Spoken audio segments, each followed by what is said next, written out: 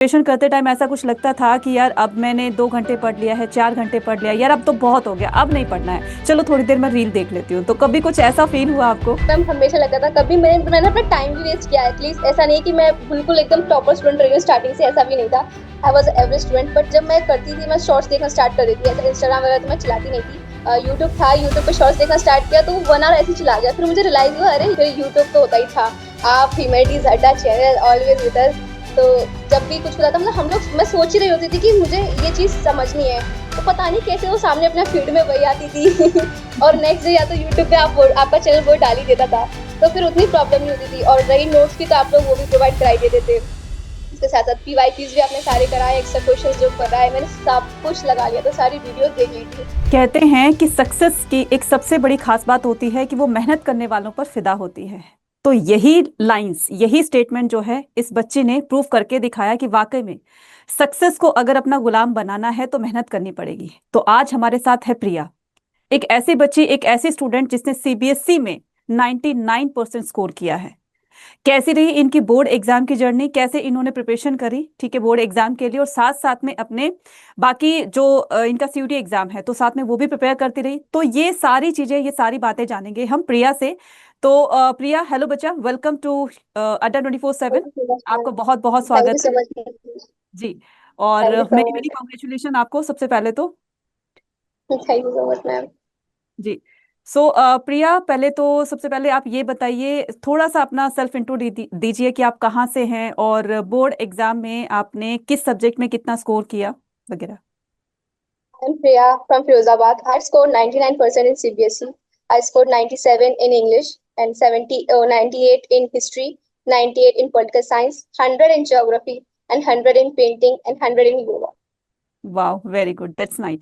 Thank you so much. प्रिया, कैसे आपने क्या स्ट्रेटजी फॉलो की अपने बोर्ड एग्जाम की प्रिपरेशन को लेकर के, और कितना टाइम देते थे आपने स्टडी को, और क्या क्या किस किस तरह से आप अपने सोर्सेज को कलेक्ट किया आपने और फिर उससे प्रिपरेशन करी, तो थोड़ा सा आप अपने जूनियर को सजेस्ट करेंगे।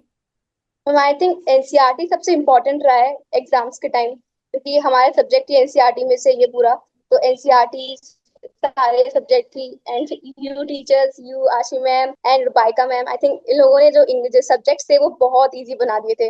एंड पीवाईक्यूज लगाना, क्योंकि मैंने देखा जब मैंने पीवाईक्यूज दिए तो वो काफी इजी भी थे, और जब मैंने एग्जाम दिया तो मुझे खुद फील हुआ कि एग्जाम में पीवाईक्यूज काफी सारे थे।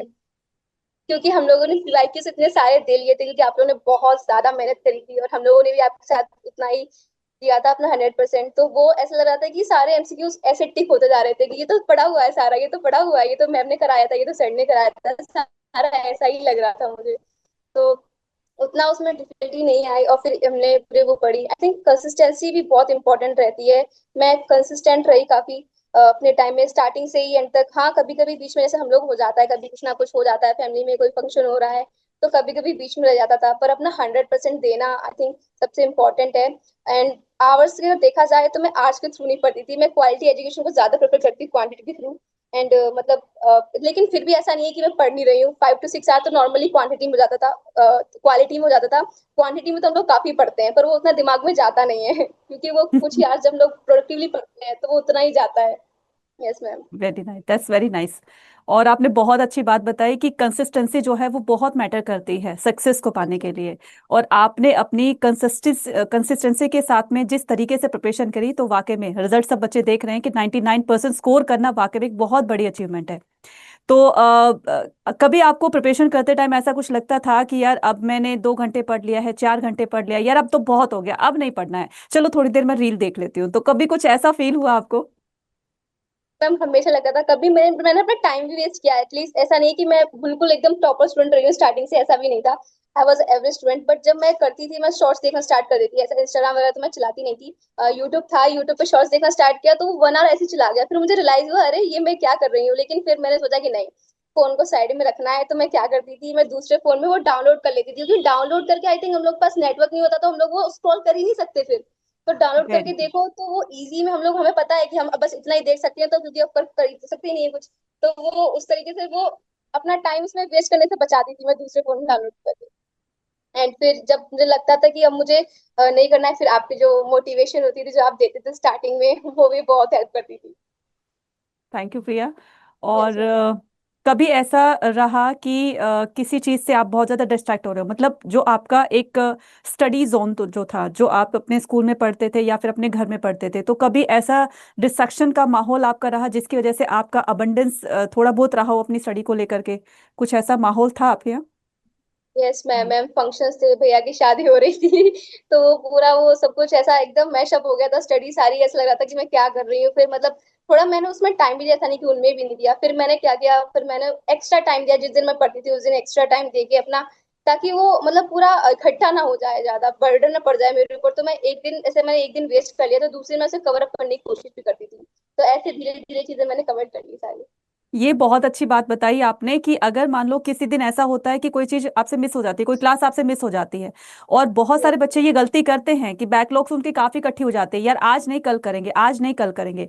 लेकिन आपने ये बहुत अच्छी बात बताई कि अगर मेरा किसी दिन मिस हो जाती थी, क्लास मेरी मिस हो जाती थी, तो मैं उसको नेक्स्ट डे एक्स्ट्रा एफर्ट डालकर या एक्स्ट्रा टाइम देकर मैं उसको कवर करती थी। तो इससे आपकी बैकलॉग्स भी इकट्ठी नहीं हुई और साथ साथ में आपका जो एक सिलेबस था वो स्मूथली रन करता रहा और आप टीचर के साथ साथ में चलते रहे। ये आपने बात बहुत अच्छी बताई है प्रिया। और प्रिया, अब आपका नेक्स्ट प्लान क्या है? मैम नेक्स्ट प्लान तो सीयूटी देना है, अभी उसी की प्रिपरेशन चल रही है। अब तो ओके, सीधे बस। तो यस कहाँ मैम। से प्रिपेयर कर रहे हो आप सीयूटी के लिए? मैम सीयूटी अड्डा से ही। सीयूटी अड्डा से। Yes ma'am, okay. जैसे दिया था अच्छा, तो। प्रिया आप मुझे ये बताओ, पेरेंट्स का कितना सपोर्ट रहा आपकी इस जर्नी में, बोर्ड एग्जाम की जर्नी मैम में? पेरेंट्स तो आई थिंक इन्वायरमेंट तो वही क्रिएट करते हैं, मतलब टाइम देना, स्पेस देना। एक तो मम्मा भी हेल्प करती थी पूरे टाइम की, पढ़ो पढ़ो, तुम अगर नहीं पढ़ रही हो मतलब डिस्ट्रैक्ट तो बच्चे हैं, खैर डिस्ट्रैक्ट तो हम होंगे ही। फिर जो पेरेंट्स का ही काम है, पेरेंट्स कहते थे कि तुम पढ़ नहीं रही हो, फिर जब तुम्हारा रिजल्ट आएगा तुम खुद ही रोगी कि नहीं आया। तो फिर वो चीज सुन के भी पढ़ने बैठ जाते थे कि हाँ सही कह रही हैं। और फिर फ्रेंड्स का भी काफी अच्छा रोल रहा है, मेरे दो friends Esha and Muskan I think बहुत सपोर्टिव है। बहुत एक अच्छा फ्रेंड सर्कल होना भी बहुत इंपॉर्टेंट होता है पेरेंट्स के साथ साथ, क्योंकि बिल्कुल। वो उनके साथ भी हम काफी डे स्पेंड करते हैं दिन में। फिर हम लोग जैसे फ्रेंड्स के साथ रहते हैं, रंगत का रंग संगत का रंग तो चढ़ता ही है। तो वो भी हमारे साथ था, हम तीनों बेस्ट फ्रेंड्स, और तीनों के काफी अच्छा स्कोर किया एक साथ। बहुत अच्छी बात है। तो पेरेंट्स का, फ्रेंड्स का भी एक बहुत बड़ा कंट्रीब्यूशन रहता है हमारी सक्सेस में, ये भी आपने बहुत अच्छी बात कही। और प्रिया, कभी ऐसा मन हुआ आपका कि मैं स्टडी को मतलब ठीक है थोड़ा टाइम दूं और मैं जो है फ्रेंड्स के साथ में घूमूं फिरूं, या बाद में ठीक है बाद में पढ़ लेंगे, कुछ ऐसा कभी मन में ख्याल आया आपके? फ्रेंड्स ही ऐसे नहीं थे, वो भी पढ़ने वाले थे, वो भी मतलब हम लोग अगर सोचते हैं ना तो फिर वो लोग भी कहते हैं अभी नहीं, बस बोर्ड्स हो जाएं तो करेंगे। इवन हमने फेयरवेल भी नहीं अपना अटेंड किया, हमने कहा कि हमारा हो जाएगा ना, हम लोग जब तीनों टॉप करेंगे तो अपना फेयरवेल खुद तीनों अलग करेंगे, आराम से पार्टी वार्टी बहुत करेंगे। बढ़िया, तो बहुत फिर बढ़िया। मतलब उस टाइप का वो था ही नहीं, हम लोग को बस ये था कि यहाँ पे अच्छा स्कोर कर ले, फिर आराम से अपना करेंगे तीनों एक साथ सेलिब्रेट। बहुत बढ़िया। अच्छा प्रिया, आपने सोर्सेस कहाँ कहाँ से कलेक्ट किए, मतलब जो आपकी प्रिपरेशन में एक बहुत बड़ा रोल प्ले करता है, मतलब जैसे काइंड्स ऑफ नोट्स हो गए है ना, या टीचर की गाइडेंस हो गई, आप कहाँ से कैसे क्या फॉलो करते थे, आपने इतने सारे सोर्सेस कहाँ से कलेक्ट करे और अपनी प्रिपरेशन को और ज्यादा स्ट्रॉन्ग किया? आई थिंक स्कूल के टीचर्स भी काफी सपोर्ट करते थे। फिर यूट्यूब तो होता ही था, आप ह्यूमैनिटीज अड्डा चैनल ऑलवेज विद अस। तो जब भी कुछ होता था, मतलब हम लोग, मैं सोच ही रही होती थी कि मुझे ये चीज समझनी है, वो पता नहीं कैसे वो सामने अपना फीड में वही आती थी और नेक्स्ट डे या तो यूट्यूब पे आप आपका चैनल वो डाल ही देता था। तो फिर उतनी प्रॉब्लम नहीं होती थी। और रही नोट्स की, तो आप लोग वो भी प्रोवाइड कराई देते थे। उसके साथ साथ पीवाई क्यूज भी आपने सारे कराए, एक्स्ट्रा क्वेश्चंस जो कराए मैंने सब कुछ लगा लिया, तो सारी वीडियोस देख ली थी सारी। ओके, यस बहुत मैम। अच्छी बात है। और आगे किस यूनिवर्सिटी को टारगेट कर रहे हो आप? मैम दिल्ली यूनिवर्सिटी की Hindu college. Hindu college? Yes ma'am. तो प्रिपेयर हो उसके लिए? Yes ma'am. कॉन्फिडेंट हो? Yes ma'am. कब है आपका एग्जाम सीयूटी का? मैम 6 को फर्स्ट है। Okay, okay. Yes ma'am. अच्छा प्रिया, आप ये बताओ, आपके आइडियल कौन है आपकी लाइफ में, जिसको आप सबसे ज्यादा मानती हैं, आप वैसा बनना चाहती हैं, आप उनके जैसा काम करना चाहती हैं? मैम अभी तो मेरे एक सर है, राजेश सर, वो बहुत अच्छे टीचर हैं। उन्होंने अपनी लाइफ में इतना सब कुछ अचीव कर रखा है, वो फिर भी हमें जब उन्होंने जब पढ़ाया एक तो हमें ऐसा लगा था कि हाँ हम एक अच्छे टीचर से पढ़ रहे हैं। तो मैं भी चाहती हूँ कि कहीं ना कहीं उन जितना मैं भी अपने आप को कर सकूँ, वहां तक वो अचीव कर सकूँ जो उन्होंने किया है। Okay, that's nice. तो ये टीचर के प्रति एक बहुत बड़ी रिस्पेक्ट होती है, और एक टीचर के लिए एक बहुत बड़ी बात होती है कि उनके स्टूडेंट उनके जैसा बनना चाहते हैं, उनकी तरह पढ़ाना चाहते हैं। और कहीं ना कहीं स्टूडेंट का भी एक बहुत बड़ा कंट्रीब्यूशन होता है टीचर्स की लाइफ में, और टीचर की लाइफ में स्टूडेंट का, और स्टूडेंट की लाइफ में टीचर का। तो ये दोनों कहते हैं ना कि एक ही पहलू के दो सिक्के होते हैं, तभी जाकर के सक्सेस मिलती है। तो ये अभी प्रिया ने बताया कि हाँ, मैं अपने टीचर के जैसा बनना चाहती हूँ और उनके जैसा पढ़ाना चाहती हूँ, तो बहुत अच्छी बात है। अच्छा प्रिया, बड़े होकर आपने कभी ऐसा सपना बचपन में सोचा होगा कि मुझे बड़े होकर ये बनना है, तो स्टार्टिंग से ही आपने ये सोचा हुआ था कि मुझे यूपीएससी की तरफ जाना है, मुझे आईपीएस बनना है, मुझे डॉक्टर बनना है, मुझे ये करना है? बचपन की बात कर रही हूँ, खैर अब तो आपने ह्यूमैनिटीज ले ली है, तो आपका क्या सपना था बचपन में, और कितना आप उस पर मतलब लगे रहे उसको अचीव करने में? मैम आई थिंक बचपन में ही एक बार यूपीएससी का नाम सुना था, तो फिर मतलब लगा, फिर उसके बारे में जब सर्च किया, क्योंकि यूट्यूब तो था उस टाइम, तो हम लोगों ने जब सर्च किया तो पता चला कि हाँ ये काफी हाई पोजीशन है, काफी अच्छी है। और फिर रहा मेरा, तो मेरा मतलब सोशल वर्क में बहुत ज्यादा इंटरेस्ट है। मैं, क्योंकि मैं एक आर्मी पर्सन की मैं बेटी हूँ, तो मुझे मतलब वो चीजें मैंने सोसाइटी में काफी सारी देखी है, मतलब हम लोग जाते थे आस पास कहीं पे भी, तो काफी चीजें देखी हैं, तो फेस की हैं, तो फिर वो लगता है कि हाँ हमें इन्हें अच्छा करना है, तो उस तरीके से मेरा इंटरेस्ट और ज्यादा यूपीएससी में बढ़ा। तो फिर मैंने तो 10th से पहले ही सोच लिया था, 9th में ही, कि अब तो मुझे ह्यूमैनिटीज ही लेनी है। तो उसी टाइम से बस वही एम चल रहा था उसी टाइम से। तो आपको यूपीएससी करना है, राइट? आईएएस ऑफिसर बनना है? Yes ma'am. ओके। आप बनोगे, और डेफिनेटली बहुत अच्छा, आप जो भी आपका सपना है उसको डेफिनेटली आप अचीव करोगे। और thank you so much ma'am. आपके मतलब इस जर्नी में, बोर्ड एग्जाम की जर्नी में, आपने बताया आपके फ्रेंड्स का, आपके पेरेंट्स का, है ना, और टीचर्स का एक बहुत बड़ा रोल रहा है। और सुनने में आता है कहीं ना कहीं कि जो हमारे रिलेटिव्स होते हैं, है ना, तो वो भी हमारे अच्छे स्कोर से बहुत जब खुश होते हैं, तो वो भी कहीं ना कहीं हमें अप्रिशिएट करते हैं। तो आप जरा ये बताइए कि जब आपका रिजल्ट आया, है ना, और जब आपके पेरेंट्स ने सुना, घर घर वालों ने सुना, या रिलेटिव्स ने सुना, तो उनका क्या रिएक्शन था? मैम बहुत हैप्पी थे, स्पेशली मेरे ताऊ बुआ भी मेरे घर पे ही थी, तो उन्हें भी बताया, सब इतने हैप्पी हो गए, तो ऐसा लग रहा था उस दिन मुझे, मैंने पता नहीं क्या अचीव कर लिया। सब लोग कह ओके। रहे थे कि तुमने बहुत अच्छा किया, दादी बाबा भी बहुत ज्यादा खुश थे। ओके।